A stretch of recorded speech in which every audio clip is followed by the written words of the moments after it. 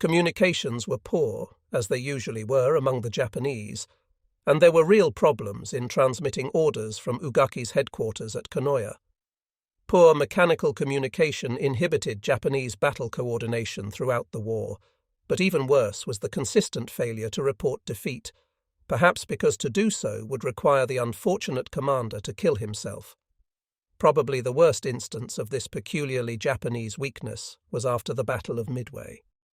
Admiral Yamamoto never told the army he had lost 4 carriers there. Although he informed Premier Hideki Tojo he had been defeated, he never supplied the details. Emperor Hirohito heard nothing. On a much smaller scale, but perhaps even more shocking, was the report to Tokyo headquarters of the complete annihilation of the 2,000-man Ichiki detachment by the 2nd Battalion 1st Marines on Guadalcanal. All that was revealed was that the attack of the Ichiki detachment was not entirely successful. Japan's unique ideographic language was another cause of imprecise orders. Finally, the acrimonious debates that could divide staff planners at every level was one more hindrance. Such a furor arose at Imperial headquarters over whether or not to use the special attack forces against Spruance's approaching fleet. One side was against expanding the kamikaze against enemy warships when the true purpose of Tengo was to destroy as many troop transports and supply ships as possible, while the opposing group argued that a passive defense on Kyushu would expose the island to such destruction from sea and sky that there wouldn't be any aircraft left to strike TF-58. In the end, Tokyo ordered Ugaki to hit Spruance with what he had. He did. From the start of the American attack at 5:45 a.m. on March 18th and throughout the following day, Ugaki hurled 193 planes, including 69 kamikaze, at the Americans, again attacking in 4 separate carrier groups. Of these, 161 planes, or 83%, were lost, while another 50 planes were damaged on the ground. Even with such staggering losses, Admiral Ugaki was gratified, for his pilots, again retrieving victory from defeat with a few strokes of the pen, and for whom all minnows were whales during those 2 days, had reported hitting 5 carriers, 2 battleships, 3 cruisers, and 1 unidentified ship. But they reported these losses with such joyful shouts of victory that Ugaki assumed that they were all sunk and that Spruance had withdrawn because his fleet was so badly crippled that the Okinawa invasion would be postponed for some time. Actually, TF-58, though shaken, was far from being crippled. Japanese bombers had indeed scored hits, damaging 4 big carriers, Wasp seriously and Franklin so badly that she was presumed lost. It was at exactly 7:08 a.m. on March 19th that Franklin's ordeal began. At that moment, a lone Judy 3 bomber undetected by radar emerged from a low overcast to drop 2 550-pound bombs from only 100 feet above the flat-top's wooden flight deck. The first missile pierced the deck just ahead of a pair of Helldiver bombers, while the second penetrated aft among a group of 29 fueled and armed Helldivers, Avengers and Corsairs, awaiting their turn to be launched. Zooming up and away from the double explosion's flame and shock waves, the Judy was unharmed by the fusillade of shells fired at her by the carrier's AA gunners, but was shot down by Commander E.B. Parker, chief of Franklin's air group. But its destruction was small compensation for the dreadful damage it had inflicted on the carrier. Both bombs exploded in the hangar deck, setting afire 23 planes, fueled, armed, and awaiting their turn to be moved by elevator to the flight deck above.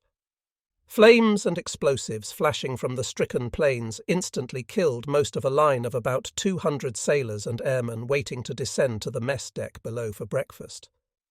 Almost simultaneously, a huge and growing cloud of black smoke enveloped Franklin, obscuring her from the sight of surrounding ships. On the navigation bridge, concussions struck Franklin's skipper, Captain Leslie Garris, knocking him sprawling. Jumping erect, he was horrified to see a sheet of flame come out from under the starboard side of the flight deck, engulfing the starboard batteries and spreading aft. At the same instant, Garris saw that a great column of flame and black smoke came out from the forward elevator well. To clear the smoke and flame from his ship, he ordered Quartermaster V.R. Ryan to steer Franklin to the right. Ryan did, but succeeded in surrounding the entire island superstructure, himself and the skipper included, in a cloud of hot, oily smoke issuing from the parked planes burning aft. Realizing that his ship was also stricken in its stern, Garrus ordered Ryan to swing the carrier the other way, meanwhile ordering the still-functioning engine room to increase speed by 2/3. Almost at once the scorching smoke was blown clear of Franklin. Now there ensued a spate of morning-long blasts, mostly from bombs and Tiny Tim 12-inch rockets stored on deck. The Tiny Tim were especially frightening to men trying to fight the flames because, as Commander Joe Taylor, the ship's executive, later described it, some screamed by the bridge to starboard, some to port, and some straight up the flight deck. Yet even in the midst of this death-dealing holocaust, neither Garrus nor Taylor lost their sense of humour. "Joe," Garrus said when he saw Parker approaching, "I'll have to say the same thing the Admiral told you when you were last bombed. Your face is dirty as hell." Grinning, the knot in his stomach quickly coming undone, Parker hurried to the flight deck to organise firefighting parties. From there he hastened to the hangar deck to organise the same details. Because foam and CO2 were useless to squelch the inferno raging on Franklin's decks, a pair of emergency pumps began supplying salt water to the fire hoses now put into play. Meanwhile, hundreds of sailors and airmen trapped by the flames took the only recourse possible to save themselves. They jumped overboard to a man until there were long strings of heads bobbing on either side of the carrier. While Franklin pulled ahead of the swimmers at a steady 8 knots, pilot rescue destroyers closed her stern to pick up the survivors. Eventually they rescued hundreds. Both to Captain Garrus and Rear Admiral R.E. Davison, commander of Task Group 58.2, it was clear that Franklin was badly hurt and might go under. To continue to direct his ships and planes against the enemy, Davison had no other choice but to remove his flag to another ship. But as he prepared to board the light cruiser Santa Fe, which he had ordered to come alongside the blazing Franklin to help fight fires and take off wounded, he was pleased to hear Garrus flatly reject any proposal to abandon ship. Garrus knew that perhaps 300 of his men were trapped below in a mess compartment beneath the blazing hangar deck. "I had promised these kids I'd get them out," he explained. Meanwhile, Dr. J. L. Fueling, a ship's physician, calmed the trapped sailors by ordering them to sit quietly and not consume oxygen by talking. As they sat terrified, who would not be, in the stifling heat, the only air reaching them came from a hole in the ship's side just big enough to pass a baseball through. It is probable that they might have suffocated if not rescued soon, and that succour did come from a brave junior-grade lieutenant named Donald Carey. As ship's fuel and water officer, Carey was familiar with the maze of passageways and compartments below decks, and he relied upon this knowledge to grope his way to locate the trapped bluejackets and lead them topside to safety. A daring feat for which he received a Medal of Honor. That highest military award in the gift of the United States also went to Chaplain Joseph O'Callaghan.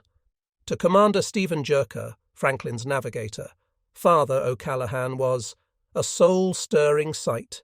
He seemed to be everywhere, giving extreme unction to the dead and dying, urging the men on and himself handling hoses, jettisoning ammunition, and doing everything he could to save the ship.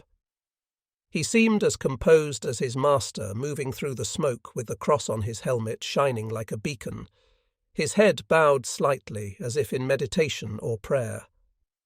Marvelling at his serenity, Captain Garrus said, "I never saw a man so completely disregard the danger of being killed." Perhaps the most awesome feat of seamanship during Franklin's entire ordeal came from Captain Hal Fitz of the Santa Fe, who daringly slammed into the carrier's side, remaining there to fight fires and take off wounded as well as able sailors. In spite of continuing explosions like strings of giant firecrackers, Fitz doggedly held Santa Fe fast, his own hoses joining Franklin's in dousing flames, meanwhile taking aboard 800 of the carrier's seamen. By noon, the fires were dying down and the explosions less frequent and dangerous. But Franklin was still dead in the water, her black gangs having been driven from the engine rooms by intense heat. Commandeering a pickup force of messmen, Commander Taylor successfully seized a tow line from the heavy cruiser Pittsburgh and began a crawling withdrawal from Japanese waters at a limping speed of 6 knots. That night, a special detail equipped with breathing apparatus reduced Franklin's dangerous list of 30 degrees, while a party of daring volunteers braved smoke and heat to enter a boiler room and relight a pair of boilers. Franklin began to move under its own power. The next day, with 6 boilers operating, the carrier dropped the Pittsburgh tow and went cleaving through the waves at a spanking 15 knots. But then, in early afternoon, hearts breathing free at last constricted in fear again when another bold Judy bomber came gliding out of the sun. Without power to operate the flat top's plentiful AA guns, Franklin appeared helpless until another crew of volunteers wrestled a heavy quadruple 40mm gun mount around and fired it so accurately that the Judy was forced to nose upward at its release point, and its bombs, almost grazing the carrier, exploded harmlessly in the sea about 200 feet from the ship. Soon Franklin was out of the impact area. Captain Garris now took stock of his human losses. He was shocked to find that 724 of his men had been killed and another 1,528 either wounded or unavailable, and presumed to be aboard the 5 destroyers and 2 cruisers assigned to rescue duty. But there were still 103 officers and 603 enlisted men present able to sail the ship, although many of them were still in shock. Rather than have many more succumb to the paralysis of combat fatigue, Garris wisely instituted a program of punishing and distracting work, burying their fallen comrades at sea, clearing the decks of wreckage and scouring blackened compartments. By the time Franklin reached Pearl Harbor, those who saw her decks looking like a shredded wheat biscuit were amazed that she had survived the 4,000-mile voyage back to base. And when her anchors went clattering down the hawse pipes off New York's Brooklyn Navy Yard, she looked almost presentable. In truth, because of her gallant skipper and crew, Franklin was by far the most shattered carrier on either side to survive its ordeal. With Wasp and Franklin out of action, Admiral Spruance at once reduced his striking strength to 3 groups, distributing his remaining vessels among them, after which, with a few farewell sweeps over still numbed and battered Kyushu, he retired far out to sea to refuel. Spruance's flyers claimed a total of 500 enemy planes destroyed, 300 shot down in air battles, an estimate that seems exaggerated.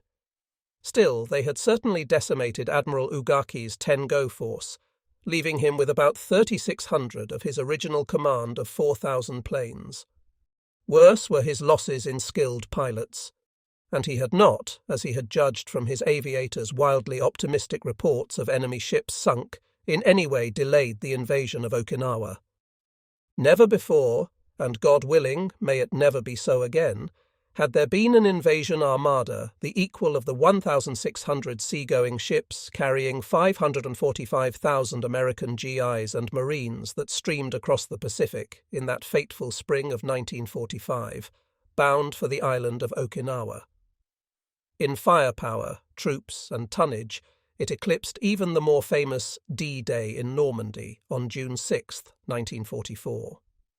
In that invasion, except for the enormous 30-to-1 preponderance in air power conferred upon him by 12,000 aircraft, General Eisenhower commanded only 150,000 Allied assault troops, compared to Lieutenant General Simon Bolivar Buckner's attacking force of 184,000 GIs and Marines. True, Eisenhower's supporting craft would eventually number 5,300, but most of these were far from being seaworthy, and the Allied naval forces off the 5 Normandy landing beaches could not approach the firepower of Admiral Spruance's Task Force 58. Nor was there any comparison in the distances travelled from staging area to battleground. Only about 30 miles of English Channel separated southern England from western France, or at most perhaps 400 miles to faraway ports in the United Kingdom, but ships leaving the west coast ports of embarkation at San Francisco and Seattle sailed 7,755 miles to the target. Yet, in feats of unrivaled seamanship still not generally recognized, the 1,300 ships arriving off the Hagushi beaches of Okinawa did get there in time for the landings, and there were still 300 left behind in the various anchorages stretching across the Western Ocean. From Seattle and San Francisco, no fewer than 3,200 miles had to be traversed before these newest and farthest away vessels could reach Hawaii, the point from which the stupendous American counterattack was launched to its last battle 4,155 miles distant. Soon these ships were putting in at the island battlegrounds whose names they bore: Guadalcanal, Bougainville, Tarawa, and the lesser battles of the Gilberts and Marshalls, New Britain, the Admiralties, Buna, and Sidor, to begin the long drive up the New Guinea coast, then staging up through the latest battlegrounds at Peleliu, Leyte, and Saipan, Tinian, Guam. Under the stars and stripes they roved boldly and unmenaced across that Pacific Ocean that was now an American lake, for the Philippines were by then subdued.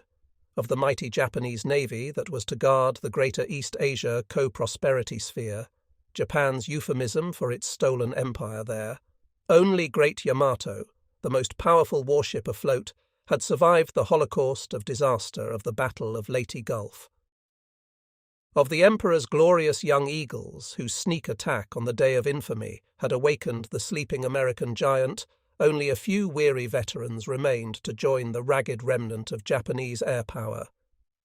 British warships were also in the invasion fleet, a fast carrier force of 22 vessels, for in Europe the gate had been found open at Remagen Bridge, American troops were over the Rhine, and the old Queen of the Waves was sending help to her erstwhile daughter, now sovereign of the seas. Fleet Admiral Nimitz was still in overall command in Hawaii, as he had been when the Japanese were stopped at Midway, when the long charge began at Guadalcanal. Admiral Raymond Spruance commanded the Fifth Fleet, and there was the saltiest salt still giving orders to the expeditionary force. Vice Admiral Richmond Kelly Turner had brought the Marines to Guadalcanal, and now, nearly 3 years later, still roaming his flagship bridge in an old bathrobe, still a profane perfectionist with beetling brow and abrasive tongue, a matchless planner who would also not scruple to tell the coxswain how to beach his boat, Kelly Turner was bringing the 10th Army to Okinawa. Many of the officers and men aboard Turner's ships, especially the Marines, were not ecstatic to have the old salt in charge. The Leathernecks could not forget his monstrous blunder at Guadalcanal, when he was the amphibious force commander at this first invasion in the long-awaited American counter-offensive. In the night of August 8-9, 1942, the Battle of Savo Island, better known to the sailors and Leathernecks involved as the Battle of the Four Sitting Ducks, Turner had lost 4 cruisers: Astoria, Quincy, Vincennes, and the Australian Canberra, while a 5th, Chicago, had its bow blown off. He lost them because he violated a commander's basic principle: never act on the premise of what you think the enemy will do, but what he has the capacity to do. Thus, he was unprepared for battle when a Japanese task force led by Rear Admiral Gunichi Mikawa, the hero of Pearl Harbor, came tearing down the slot the day after the Americans landed to surprise Turner in a disaster that might have been a catastrophe. Guadalcanal might have been reconquered by the enemy, but for the tenacity of the Marines, whom Turner quickly abandoned, and wisely so, his fire support force having been almost annihilated, sailing away with empty transports and some supply ships not even half unloaded, others still deep in the water. And the U.S. Navy did not return to Guadalcanal in force until 3 months later. But for Turner's friendship with Nimitz, he might have lost his head just as Admiral Husband Kimmel did at Pearl Harbor. But he did come back again and again, risking his ships in the submarine-infested waters of the Coral Sea, to bring reinforcements and badly needed supplies to Major General Alexander Vandergrift. This writer well remembers the 4 sitting ducks, for our battalion was lost in the jungle that night, and the monster explosions that shook the trees and flames that seemingly set the clouds on fire were not suggestive of good times to come. When we returned to the beach the next day and saw not a single ship on a bay that had been full of masts 24 hours earlier, we knew that we were all alone. Worse, our ship, the George F. Elliot, an African slaver if ever there was one, had been sunk on D-Day by a Zero that crashed her amidships, sending all our supplies, beans, bullets and barbed wire, down to the bottom, along with our extra clothing and mosquito nets, so that many of us quickly came down with malaria. And the first time I shot a Jap, I had Jap clothing on. We also lived on wormy Japanese rice for the next few months. Worse for me, the portable typewriter that my mother had given me on my 16th birthday also sank into Davy Jones's locker, thus wrecking my naive plan to fight by day and write by night. So those Americans sailing toward Okinawa who had been on the canal were not enchanted to have Kelly Turner at the helm again. It was well known that he was a constant thorn in Vandergrift's flesh, trying to take personal command of the reinforcements he brought to the island, planning to deploy them in tactical traps when actually he had no authority on land and knew exactly nothing about ground warfare. One infuriated officer wrote, "Turner was a martinet, very, very gifted, but he was stubborn, opinionated, conceited, thought that he could do anything better than anybody in the world." By and large, naval officers, they were wary of trying to run land operations, but Turner, no, because Turner knew everything. Soldiers who served at New Georgia in the Solomons also were given a sampling of Admiral Turner's hectoring style when he was playing general, especially Major General Oswald Griswold, commander of the Army 14th Corps. Turner repeatedly usurped Griswold's authority, divided his staff, and, his critics maintained, prolonged what turned out to be a miserable campaign. Whether or not General Simon Bolivar Buckner was aware of Turner's tendency to interfere is not known, and it may be that the 10th Army commander, as a newcomer to the Central Pacific, was unfamiliar with the amphibious chief's abrasive personality. Buckner was the son of the Confederate general of the same name, so often described by many military historians as famous. Actually, Buckner's father was rather more infamous throughout the Southland, for it was he who had accepted the humiliating terms of unconditional surrender of Fort Donelson offered to him by his fellow West Point cadet U.S. Grant. It was to Grant that this adjective famous really applied, for he did become famous, not only because his capture of Donelson was received in the North with delirium — these were the early dark days of defeat and retreat for the Union — but also because his initials U.S. fitted his feet, and he became known thereafter as Unconditional Surrender Grant. Buckner Jr., for some inexplicable reason called the Old Man of the Mountain, was definitely unlikely to submit to the sort of bluff Grant ran on his father. A big man, ruddy-faced and white-haired, avid for the conditioning of troops, he had served 4 years in Alaska and the Aleutians, where he had improved the defences of the North Pacific. He had hoped to lead the invasion of Japan from this region, but the thrust from the Aleutians was never made. Instead, it was coming from the Central Pacific, and Buckner had been called to Hawaii to lead it. His command was the 10th Army, a new number for 7 old divisions. These were the 7th, 27th, 77th, and 96th Infantry Divisions of the U.S. Army 24th Corps, commanded by Major General John Hodge, and the 1st, 2nd, and 6th Marine Divisions of the 3rd Amphibious Corps, under the silver-haired veteran of Guadalcanal, Major General Roy Geiger. All of these troops, and especially the replacements who fleshed out formations left understrength by battle losses, disease, or accident, hated the Pacific with a fierce personal venom. Upon arriving in the islands, they stood breathless at the rail of their transports, drinking in the beauty of a tropical paradise seen from the sea, especially at sunrise or sunset. But then, when they went ashore, even on a peaceful island, they saw the backside of beauty, a face as hideous as Medusa's. The first to be so disillusioned by the ambivalent South Seas were the men of the 1st Marine Division when they came on deck the morning of August 7th, 1942, who stood at the rail of their ships studying Guadalcanal. My buddies and I, waiting to follow our machine guns down the cargo nets to the wooden Higgins boats, waiting and wallowing in the swells, were enchanted until after we landed. Years later, I remembered that scene. She was beautiful, seen from the sea, this slender long island. Her towering central mountains ran down her spine in a graceful east-west keel. The sun seemed to kiss her timberline and lay shimmering on open patches of tan grass, dappling the green of her forests.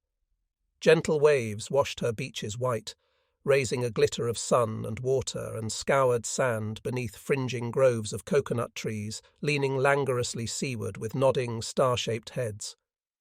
She was beautiful, but beneath her loveliness, within the necklace of sand and palm, under the coiffure of her sun-kissed treetops with its tiara of jewelled birds, she was a mass of slops and stinks and pestilence, of scum-crested lagoons and vile swamps inhabited by giant crocodiles, a place of spiders as big as your fist and wasps as long as your finger, of lizards the length of your leg or as brief as your thumb, of ants that bite like fire, of tree leeches that fall, fasten and suck, of scorpions without the guts to kill themselves, of centipedes whose foul scurrying across human skin leaves a track of inflamed flesh, of snakes that slither and land crabs that scuttle, and of rats and bats and carrion birds and of a myriad of stinging insects.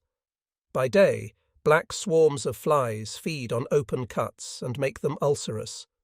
By night, mosquitoes come in clouds, bringing malaria, dengue, or any one of a dozen filthy exotic fevers.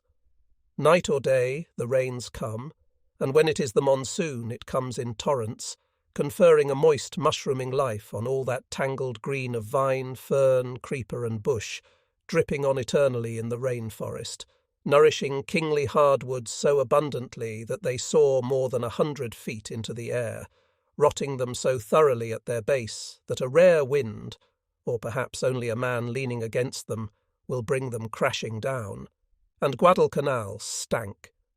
She was sour with the odour of her own decay, her breath so hot and humid, so sullen and so still, that all those hundreds of thousands of Americans who came to her during the ensuing 3 years of war cursed and swore to feel the vitality oozing from them in a steady stream of enervating heat. The same reaction was felt by Buckner's troops at the same island, then a huge staging area, and from the same division. Staff Sergeant George Macmillan wrote of the Marine replacement on Guadalcanal, who ran from his tent at dusk and began to pound his fists against a coconut tree. "I hate you, goddammit! I hate you!" the man cried, sobbing. And from another tent came the cry, "Hit it once for me!" Almost all the troops of Buckner's 10th Army shared this loathing, for they had not enjoyed malaria or monsoons or playing hide-and-seek with crocodiles or scorpions, snakes or poisonous centipedes. Indeed, as late as February 1945, General Hodge's infantry divisions were still mopping up on Leyte in weather and terrain exactly duplicating Guadalcanal's. Hodge was dismayed. A veteran and respected infantry commander who had served during the mop-up at Guadalcanal under the famous Lightning Joe Collins, a future Army Chief of Staff, and had again defeated the Japanese on New Georgia and Bougainville in the Solomons, as well as Leyte, Hodge knew that his troops were dearly in need of what is today called rest and rehabilitation, i.e. a rousing beer and girls' furlough in Melbourne or Sydney, Australia, Wellington, New Zealand, or even Manila. But he was not able to withdraw them from combat until March 1st, with D-Day at the Great Lu Chu scheduled for April 1st, exactly a month away. Yet, like the Marines training on Guadalcanal, when the GIs heard that their next campaign was to be on Okinawa, they were inexplicably reassured, perhaps because that island's highest temperature of 85 degrees in no way approached the paradise reading of 120. Before landing day, meanwhile, the 77th Division would be in action on the Kerama Islands. GIs of the 77th, known as the Statue of Liberty Division because of its shoulder patch, had fought at Guam alongside those fuzzy-cheeked Marine youngsters who pinned on them the nickname of the Old Bastards. Their commander was Major General Andrew Bruce, who had also led them on Leyte. They were the first in action because Admiral Turner, having already felt the shudder of a kamikaze ship beneath his feet, wanted a safe group of islands with deep anchorages to be used as a ship's hospital to which the victims of Japanese suiciders could be towed and repaired. General Hodge also wanted a base for long-range artillery to support his Corps' landing. On the night of March 25th, the Marines of Major Jim Jones's Veteran Reconnaissance Battalion paddled their rubber boats to Karama to scout the enemy. Reassured by their reports of little opposition, the 77th landed there the next day, destroying the lairs of Ushijima's suicide boats as they took the reef islets one after another. On the morning of March 29th, soldiers of the 306th Infantry realized how cruel their enemy could be. In a valley below their position, they found about 150 dead and wounded Okinawan civilians, many women and children among them. They had disemboweled themselves with grenades the Japanese had given them, after telling them the Americans would torture and murder the men and rape the women. In another 3 days, Hodge's 2 other divisions would be storming those Hagushi beaches that Ushijima had chosen not to defend. Major General James Bradley's 96th Division would be on the right flank of the 24th Corps assault, fresh from Laty's jungle and depleted by losses suffered during the fierce battle for Catman Hill, and like Hodge's other divisions, denied replacements meant for them, but sent to Europe to help crush Hitler's last gasp in the Battle of the Bulge. The 96th would face a far more punishing ordeal of blood and mud while attacking Ushijima's monster Swiss cheese of steel and rock. The soldiers of the 96th called themselves the Deadeyes because Brigadier General Claudius Easley, the division's assistant commander, was a crackshot, a somewhat illogical extension of the part for the whole, especially in a formation so recently formed and new to combat. In the division's spearheads would be the 381st Regiment, under Colonel Michael Screamin' Mike Halloran and Colonel Edwin May's 383rd. Eddie May was a fine commander whose iron discipline was softened by his compassion for his troops. General Hodge considered him the finest soldier in the entire 24th Corps. On the left flank of Hodge's zone would be his most experienced division, the 7th, called the Hourglass Division, because of its shoulder patch and commanded by Major General Archibald Arnold. Its GIs had seen action at Attu in the Aleutians with their sub-zero cold, then Kwajalein in the Marshalls with its decidedly yet infinitely more amenable heat, and finally those dripping, enervating, malarial jungles of Leyte. In Corps Reserve would be the 382nd Regiment of the 96th Division, while the 77th Division, still engaged in mopping up the Karamas, would be committed to the Down Island attack once the landings at Hagushi had been completed. Yontan and Kadena airfields had been seized, and the 24th Corps wheeled right or south to attack Ushijima's Swiss cheese. Probably the most experienced and famous formation in the American Armed Forces was the 1st Marine Division of Major General Geiger's 3rd Amphibious Corps. On Guadalcanal alone, where on August 7, 1942, its Leathernecks landed to launch the long 3-year American counter-offensive, they had been in combat a total of 142 days, from the landing date until December 26th, probably a record for sustained combat without relief, if such statistics are kept anywhere. During this 5-month campaign, which turned the tide of the Pacific War against Japan, these men of the old breed were responsible for destroying most of the 50,000 Japanese who fell on Death Island.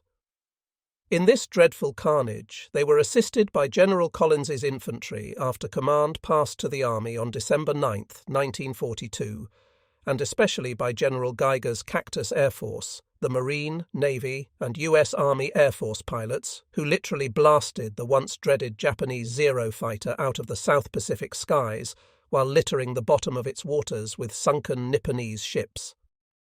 After the island, the first fought in the vicinity of Finschhafen, captured Cape Gloucester on New Britain, and seized Peleliu at a cost of 1,549 dead and wounded, while exterminating its 4,000 Japanese defenders. Major General Pedro del Valle commanded the first. Born in Puerto Rico, he had been graduated from Annapolis, serving as an observer in Ethiopia with Italy's Marshal Pietro Badoglio, Becoming an artillery expert, his guns had much to do with the victory at Guadalcanal. The 6th Marine Division was commanded by another Guadalcanal veteran, Major General Lemuel Shepard, who would one day be Commandant of the U.S. Marine Corps. His was an unblooded unit, sometimes called the New Breed, yet 70% of its men and officers were veterans of combat in orphan regiments that had been combined under the 6th's emblem of the Silver Crusader's sword. Only 2 of its 12 rifle battalions had never known the music of bombs and bullets, and among its battle-wise veterans were Lieutenant Colonel Victor Kulak, a belligerent bantam called the Brute, the sarcastic nickname that Annapolis midshipmen pinned on all the coxswains of its rowing crews. In the ranks of this most gung-ho of marine divisions were such improbable swashbucklers as 20-year-old Corporal Donald Rusty Golar, the self-styled Glory Kid. A brawny redhead, Rusty had fought with the 22nd Regiment on Guam and won a Bronze Star. "I'm a storybook Marine," he would say, grinning when his buddies laughed outright. "I'm looking for glory and I'm looking for Japs." There were glory boys from collegiate football, too. Colonel Alan Shapley, commander of the 4th Marines, had been one of the Naval Academy's finest athletes. Lieutenant George Murphy of the 29th Marines had been captain of the Notre Dame football team. In General Geiger's 3rd Corps Reserve was the 2nd Marine Division. Its 2nd Marines had joined the original landing on Guadalcanal, to be joined later by their comrades of the entire division. Derisively nicknamed the Hollywood Marines because they were based in California, they were not play-acting when they waded ashore at Tarawa in 1943 to take in 4 days the island citadel that Rear Admiral Keiji Shibasaki had claimed could not be captured by 1,000,000 men in 10,000 years. They went on to fight the grinding battle at Saipan in 1944. Major General Thomas Watson still commanded the 2nd, because his leathernecks had staged the eminently successful feint of the textbook shore-to-shore operation at Tinian. He had been asked to do it again at the Minatoga beaches on Okinawa. It was fitting that the commander of the 3rd Amphibious Corps, which included these 3 marine divisions, should be Geiger, the gruff and grizzled white bear of a man more prone to deeds than words. Though a flying general, he had been in so many other invasions since Guadalcanal, and had devoured so many textbooks on tactics that he had emerged as an excellent leader of ground troops as well. Finally, 10th Army's 7th Division, the 27th Infantry commanded by Major General George Greiner, was to be in floating reserve at Okinawa. If all went well there, the 27th would occupy the island as a garrison division. For a division supposedly blooded in combat, such an assignment was not particularly dangerous, but the 27th's record in the Pacific had not been outstanding. A New York National Guard outfit, the 27th saw its first action on McKean, where 6,500 of its GIs landed on November 20th, 1944. On the first night, many of these half-trained guardsmen were panicked by Japanese scare tactics. Actually, the enemy numbered only 500 lightly armed garrison soldiers holding paper-thin fortifications, but they held out for a week, though outnumbered 13-1 and with almost no artillery to match the overwhelming American superiority in ordnance. During this delay, the escort carrier Liscombe Bay was sunk on the last day of battle, with a large loss of life. It was not the fault of the troops, it never is, for as Napoleon said, "There are no bad regiments, only bad colonels." Many of the 27th's officers from Major General Ralph Smith down to the lowliest 2nd Lieutenant were ineffective. In fact, they were so indifferent to their responsibility that during manoeuvres in Hawaii, more than a few of them checked into Honolulu hotels for a night of revelry while their men slept on the bare ground. Again, on Saipan under Smith the 27th, in between 2 Marine divisions moved so slowly that it lagged 1,500 yards behind these advancing formations. Thus a giant U was formed with the 27th at the base, presenting the enemy with an unrivalled opportunity to exploit it. Immediately, Marine Lieutenant General Holland M. Howlin' Mad Smith, commander of the 5th Corps, relieved Ralph Smith and replaced him with another Army general. This episode exploded with the loudest bang of the Pacific's shameful Army-Navy rivalry. Prior to Saipan, 5 Army generals had been relieved in the Pacific, but that had been by Army generals. For a Marine general to have the insolence to remove an Army general was to join cardinal sin to unforgivable insult. Actually, the 27th improved after General Greiner took command, and he was still in command at Okinawa, with many brave men eager to follow him and redeem their division's honour, which they would do. The 27th was not at full strength, only 16,143 men, compared to the 22,000 of the other army divisions and the 24,000 for the Marines, which brought their replacements with them. Altogether, General Buckner's 7 combat divisions numbered 183,000 men, of whom 154,000 would be an assault on the Hagushi beaches, half again as many as Ushijima's 110,000, although many of the Japanese commander's troops were raw Okinawa conscripts. However, traditional military doctrine specifies that an attacking force, especially an invader from the sea, should possess at least a 3-to-1 superiority over the defence. These, then, were the troops with which General Buckner intended to make rapid conquest of Okinawa, unaware that only at Peleliu had Americans encountered such a formidable fixed position. At Okinawa, Ushijima commanded at least 20 times as many men, and had fortified in depth 10 times as many square miles.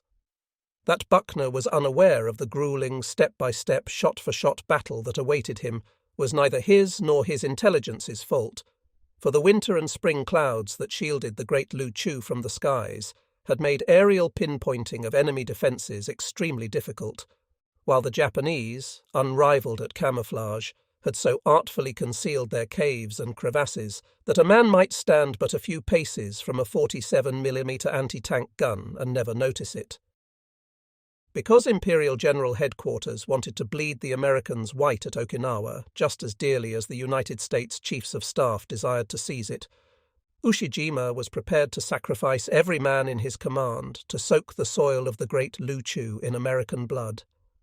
In the wardrooms of the troop transports flowing up the curve of the world, nervous planners pored over maps and those skimpy aerial montages of enemy positions, some of them delighted that there seemed to be so few pillboxes and blockhouses, others, more practical, remembering Biak, Peleliu and Iwo, scornfully exclaiming, "No resistance, huh? Wait till we get ashore."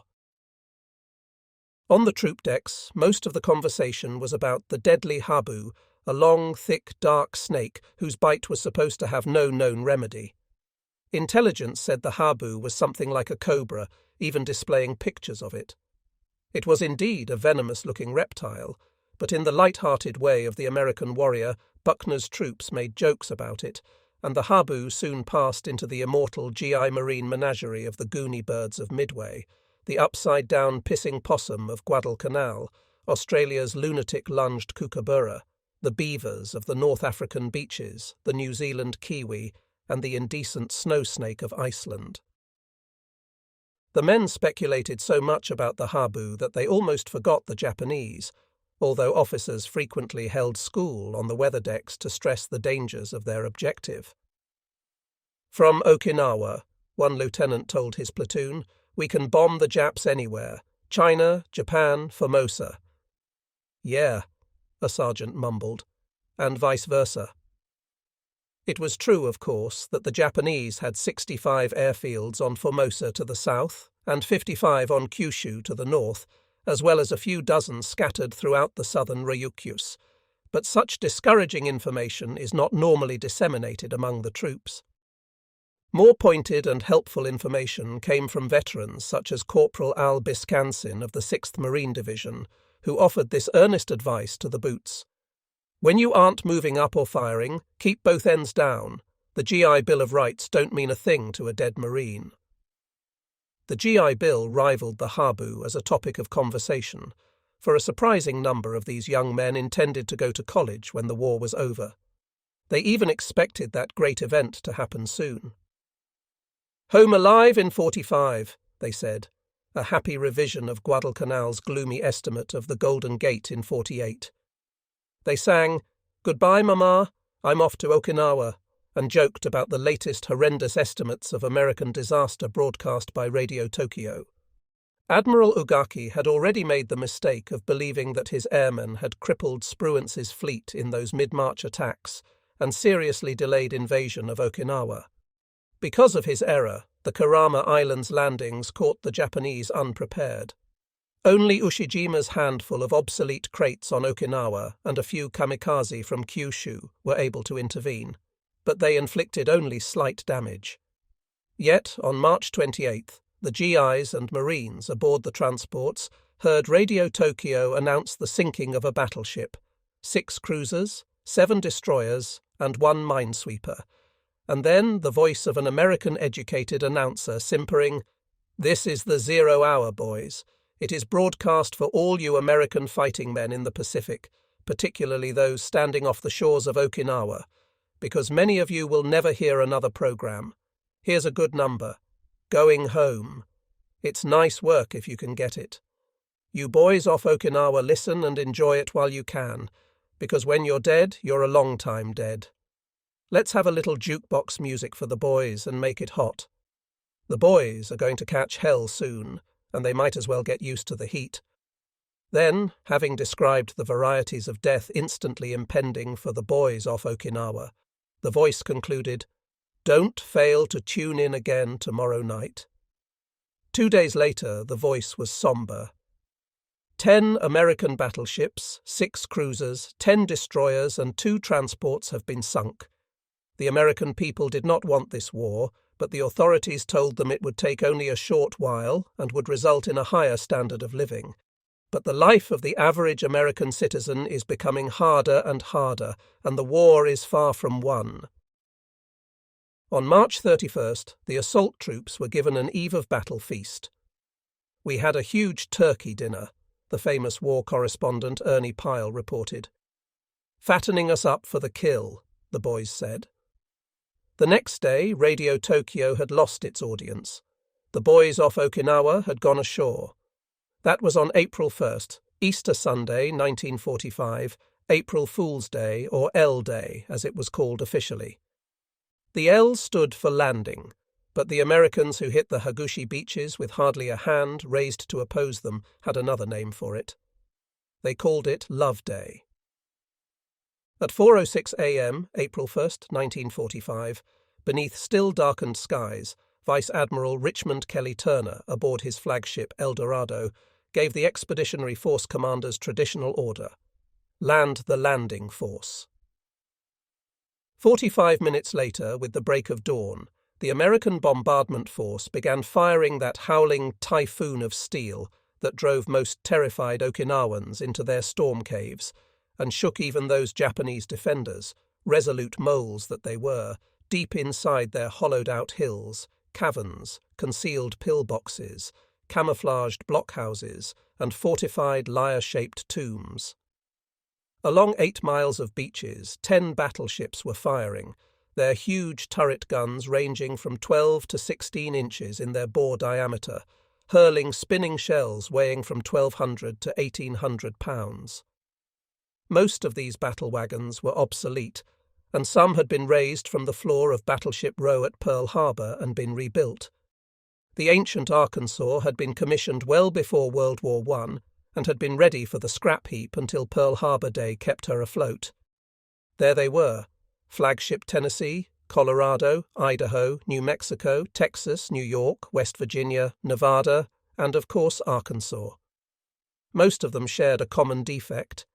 They were too slow to keep up with the modern fast carriers, and so had been refitted for shore bombardment. Normally, battleships fought other ships, firing armor-piercing shells on flat trajectories, but these off Okinawa had been adjusted to high-angle fire of high explosives, strong and heavy enough to pierce and shatter enemy emplacements, and sometimes even to strike reverse slopes. Interspersed in the gaps between the battle wagons, like the fingers of smaller hands fitted into those of bigger ones, were 9 pre-war heavy cruisers, veterans of every Pacific pre-invasion bombardment. Joining them were 3 light cruisers and 23 destroyers, as well as dozens of those landing craft infantry, LCIs, that had been found too awkward for their designed mission of ploughing up on enemy beaches and so converted to rocket fire. Americans boated in the Amtraks following the rocket ships in cheered lustily when they heard that monster swoosh of those flights of missiles darkening the skies like so many arrows from thousands of bows. Spruance's Fifth Fleet, besides the striking power of his TF-58 and the flying buffer of the British carrier force, also included 90 minesweepers of all types ready to clear Okinawan waters of the primitive contact mines planted by the enemy. There were also the brave SEALs, as they are now called, of the Navy's underwater demolition teams, charged with detonating the enemy's underwater explosives and pointed stakes. The big bombers of the 20th Air Force and the 10th Army's own tactical air force, made up mostly of Marine pilots and commanded by a Marine, Major General Francis Mulcahy. Here, off those 8 miles of Hagushi beaches, the heaviest weight of metal ever hurled from sea to shore was clearing the way for the assault troops, and yet it was never needed.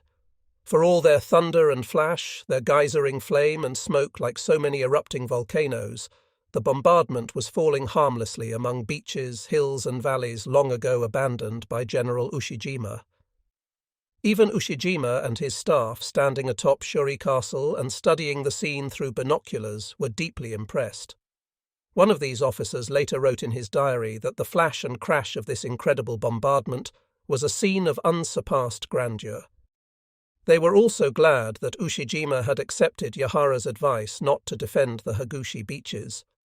From what they saw, they could imagine the carnage among their troops if he had adhered to the old, discredited doctrine of destruction at the water's edge.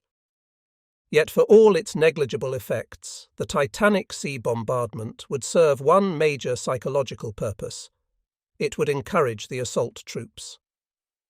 Boated in their amphibious tractors, Amtraks, in the bellies of their LSTs, landing ship, tanks, which they derisively called large stationary targets, these men had been swallowing the smoke of their roaring vehicles for hours. Lined up on the tank deck 2 abreast, nose to rear, it was as though they were in a traffic jam or sailing to battle in the Lincoln Tunnel. All, even the veterans, were tense and fearful, for they had been told that Okinawa would not be easy. Among some of the Marines, it was more than anxiety that tied their stomachs in knots. They had breakfasted on steak and eggs, a tradition they had picked up in Australia and New Zealand, and were having difficulty holding it down. Some ship's doctors hoped that they would all let it go over the side once they were seaborne. "Steak and eggs," one dismayed surgeon had cried. "A nice lot of guts that'll be to sew up, full of steak." Ernie Pyle smiled when he heard that complaint. Pyle had left the European theatre, in which the Axis had been driven to its knees, to travel with the Marines in the Pacific, and he was aboard one of those numerous LSTs when their big bow doors yawned open and the Amtraks, roaring louder as the coxswains accelerated, began waddling down the tank decks to go plunging into the East China Sea. They could see ahead of them the white-capped grey water beneath a mackerel sky, and they could almost feel the impact of that monster howling, seemingly encasing their heads in a great brass bowl on which some insane giant was hammering. Until that moment, the bombardment had been merely a steady rumbling noise outside. But now it was a bellowing, clanging clamour like Shakespeare's iron tongue of midnight. None of these men of the assault troops were dismayed to hear this martial symphony overhead. Big guns booming like kettle drums, shells speeding shoreward with the woodwind's howl and the shriek of violins, the snare drum rattle of machine guns together with a brass section of braying ack-ack, and beneath it all, in counterpoint, keeping the beat, the cough and hum of mortars like strummed cellos and bass viols. Rather, the GIs and Marines were delighted by the sound and the fury so suggestive of their enemy's destruction, and many of them grinned as they raised their helmeted heads above the gunwales, or lifted their hands on high with the thumb and forefinger joined in the gesture of perfection. Ernie Pyle, though exulting in his first experience of an amphibious invasion, was nonetheless a bit shaken by the bombardment, which he thought actually set up vibrations in the air, a sort of nutter, which pained and pounded the ears as though with invisible drumsticks. Even Kelly Turner, like all bomber barons or admirals of artillery, thought that the bombardment would end all opposition, reporting to Nimitz, "I may be crazy, but it looks like the Japanese have quit the war, at least in this sector." Back came the counter-message, "Delete all after crazy." Nimitz would be proved a truer prophet, of course, but on Loveday, Turner looked like a better bet. Off the beaches, 4,000 yards distant, the control boats were organising the attack waves. Perhaps 800 Amtraks loaded with GIs and Marines were sent speeding beachward in from 5 to 7 lines, each with bow waves curling away from their prows, their churning propellers leaving frothy white wakes trailing behind like tails 1,000 yards long. Crawling steadily ahead of them were the amphibious tanks. Abruptly, as though switched off, the beach bombardment ceased, and the GIs and Marines in the Amtraks glanced skyward nervously, wonderingly. Actually, the sea cannonade had been lifted only to strike enemy installations farther inland, and during the respite 2 flights of 64 carrier planes apiece came roaring over the beaches to strafe them with machine gun fire, making the men in the Amtraks lift their hands in approval once again. Usually the strafing planes raised only dust, but sometimes a Japanese fuel storage tank would be hit, and plumes of flame and clouds of smoke swirled skyward to enter drifting white clouds and suffuse them pink and black. Once the aircraft departed, the bombardment ships resumed their cannonade, this time fearing every gun they mounted, even 40mm MAA spitting out red tracers flashing low across the water to explode, just inland of the beach. Even so, all this also had not been needed, but woe to the commander who would have ordered anything else. Marines who had landed at Iwo Jima were still bitter over the less than adequate 3-day preparation there, for when they came ashore they were instantly struck by hundreds of enemy positions that had been left intact. 3 more days of steel and fire, they insisted, could not have failed to knock out all remaining obstacles on that tiny 2x4 island, and there would have been far fewer casualties than those 22,000 dead and wounded United States Marines. That was why Okinawa got 6 days, with ships firing no less than 7,000 shells in every calibre from 16 inches to 40 millimetres, plus the aerial onslaught. During the beach bombardment preceding H-hour alone, the fleet fired 44,125 rounds of 5 to 16-inch shells, 33,000 rockets, and 22,500 mortar shells. 70 miles east of Okinawa, Task Force 58 was deployed to furnish air support and to intercept air attacks from Kyushu, while support carriers were protecting troop carriers still arriving with second and third echelon troops. Earlier, carrier fighter bombers had bathed the beaches in flaming tanks of napalm.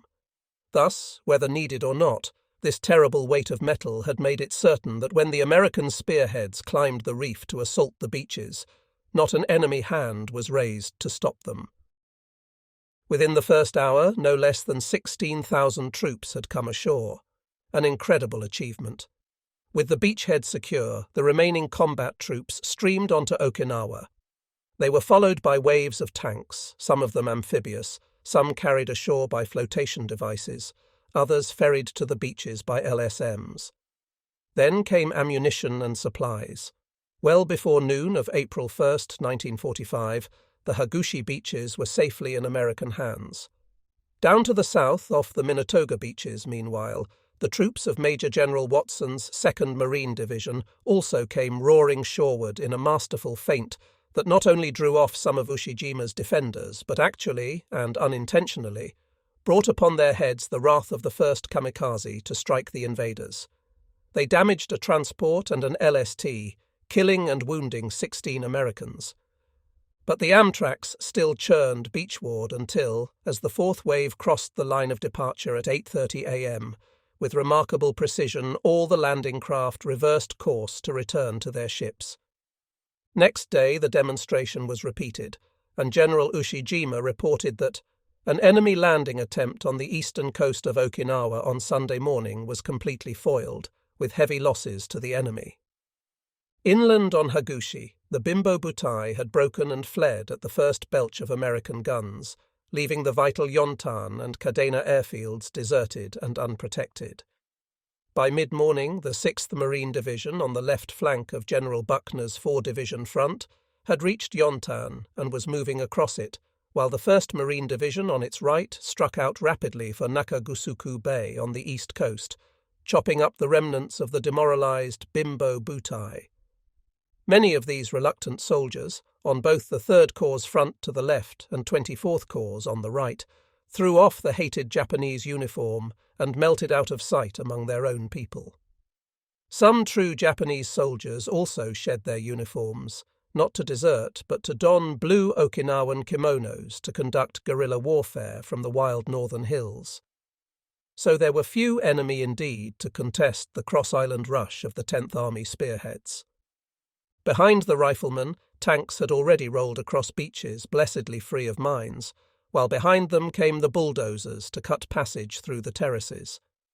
Soon every manner of transport vehicle, wheeled or tracked, was depositing supplies on those rapidly growing inland mountains of cases, crates and barrels. Everywhere the engineers and pioneers of all the assault divisions were moving and shaking and transforming Okinawa with customary Yankee energy and ingenuity. Only the battalion aid stations, so rapidly organized on the beaches, were quiet and inactive. Bottles of blood plasma or whole blood swung upside down and unused on their tall fork-like stands, while doctors and medics squatted on their heels or sat perched on water cans, smoking and staring wonderingly at empty operating tables, like so many embarrassed supernumeraries. Up front, the attacking Americans were slowly letting out their breath. A soldier of the 7th Division, standing on a hill south of the Bishi River, spoke for all of them when he said, "I've already lived longer than I thought I would." On his left, the Marines were also submitting to the great Lu Chu's pastoral charm, one of them feeding a box of K rations to a goat, which quickly gulped it down, cardboard and all, while others rounded up the shaggy little Okinawan ponies and vaulted aboard with shouts of glee. "Yahoo!" one of them yelled. "I'm Captain Jinks of the Horse Marines!" Out among the forest of masts in the Hagushi anchorage, Colonel Cecil Nist, General Hodges' intelligence officer, could hardly believe the radio reports from the beaches.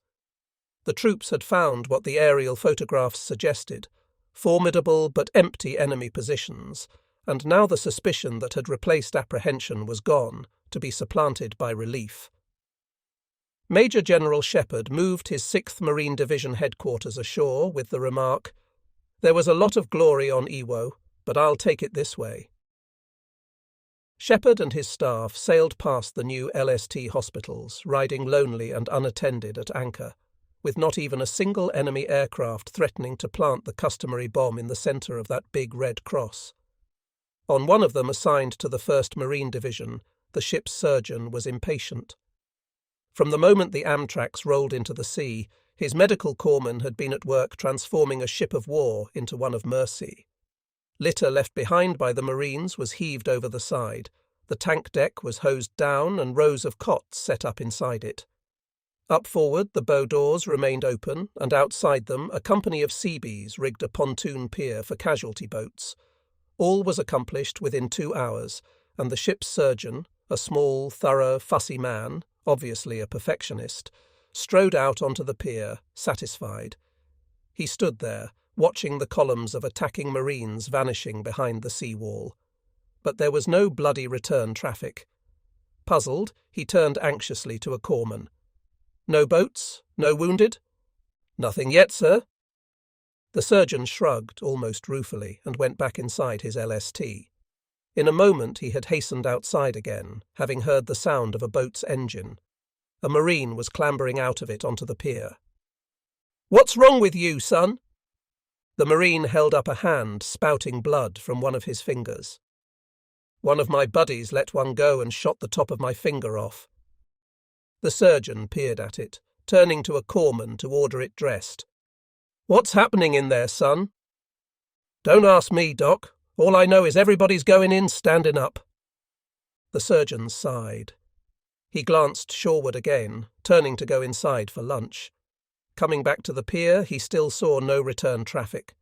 Calling to his solitary patient, he said, "Come on, son, let's go make you a new finger. We've got plenty of time to do it in."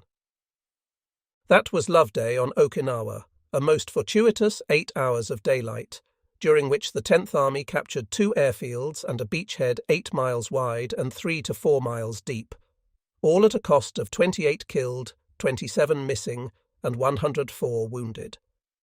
Many of these were among the ranks of the 2nd Marine Division, supposedly having drawn the soft assignment of feinting at the Minatoga beaches. Down there, another suicider put 3 holes in destroyer Hinsdale, and the stricken ship had to be towed to Karama by tugs, the first invasion ship to achieve that dubious distinction. The next day, when the 2nd's Marines made another demonstration, returning to their ships as planned, General Ushijima fired off an exultant report to Imperial General Headquarters, claiming to have forced the enemy to withdraw after being mowed down one after another. Rather, a different situation actually existed on Okinawa, where some 50,000 Americans had come ashore almost unimpeded within a single day. Objectives expected to require 3 or more days and take many lives were firmly in American hands by nightfall. At Yontan Airfield there were bulldozers clearing away wrecked enemy planes, and General Ushijima's clever dummies of sticks, stones, and cloth. Already there was an airplane approaching a runway, but it had a big red ball on its fuselage. Its roar as it circled became louder as bulldozers fell silent and Marines hopped to the ground clutching rifles. Others, heating their rations with gunpowder fires, stood erect and seized theirs, walking quietly toward the landing strip. The Zero swung seaward for a smooth landing. The pilot wriggled out of his parachute pack. He climbed down to the tarmac. He walked toward the waiting Marines. He stopped. Between that moment in which he reached for his pistol and the next when he slumped to the runway, riddled, an expression of indescribable horror had passed over his face. "There's always someone," a Marine said ruefully. "There's always one poor bastard who doesn't get the word." On the morning of April 2nd, American fighting men awoke in amazement to see vapour puffs issuing from their lips, their feet so chilled that they began to stamp them vigorously. The temperature was somewhere around 50 degrees and would not go above 60, and most of these men with their blood thinned by years in the tropics felt as though they had arisen on the Arctic Circle. Actually, they welcomed a respite from the tropic heat with all its poisonous reptiles and vegetation and diseases, and they were again surprised to draw new issues of wool and gabardine field jackets to warm them, a tribute to the service of supply if there ever was one. They moved out rapidly along the narrow roads, the GIs heading south, the Marines marching east and north, passing through peaceful fields plotted and pieced around little thatched farm cabins, each sheltered behind stone walls or bamboo windbreaks.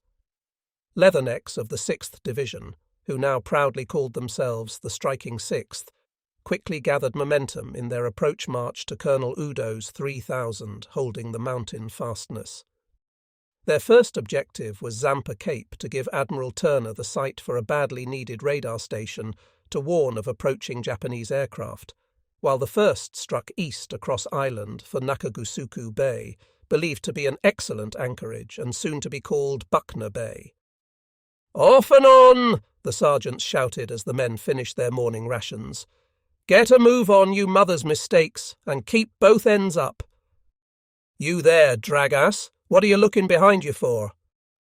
"I can't help it, Sarge. I keep feeling somebody's going to cold conk me from behind." "Oh, yeah.